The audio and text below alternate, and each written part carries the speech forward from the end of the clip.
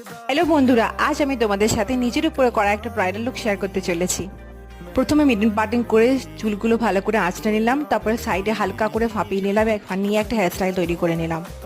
আইব্রোটা প্রথমে ফিল করে নিলাম, যেগুলো স্পার্স এরিয়া আছে আমার ওই কেকি টাইপের একবার বক্সের মতন আইব্রো করতে একদম ভালো লাগে না। তারপর দেখতেই পাচ্ছ এখানে আমার আই মেকআপ হয়ে গেছে এবং ফেস মেকআপের দিকে এগিয়ে গেছি।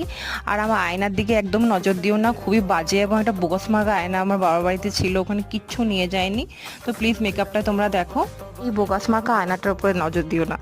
এখানে বকবক করতে করতে আমার ফেস মেকআপ হয়ে গেছে, এবার আমি কলকা করে নিচ্ছি, যেটা হলো সেলফ বেঙ্গলি ব্রাইডালের ক্ষেত্রে সব থেকে ডিফিকাল্ট একটা পার্ট। এবার লিপটাও অমব্রে এফেক্ট দিয়ে করে ফেললাম। এরপর শাড়ি পরে শাড়ির পাটগুলো হাতে করে বসিয়ে নিচ্ছি, একটা স্ট্রেটানোর সাথে নিয়ে যায়নি। লক্ষ্য করবে লাস্ট ভিডিওতে আমার ফ্রন্ট পাফ করা আছে, কারণ মাঝখানে সিটি করলে আমার মুখটা একবার থ্যাবড়া পাড়া লাগে। ছবিতে একদম ভালো লাগছিল না, তাই সে মুকুট ফুকুট খুলে আবার ফ্রন্ট পাফ করলাম, অনেক খাটনি।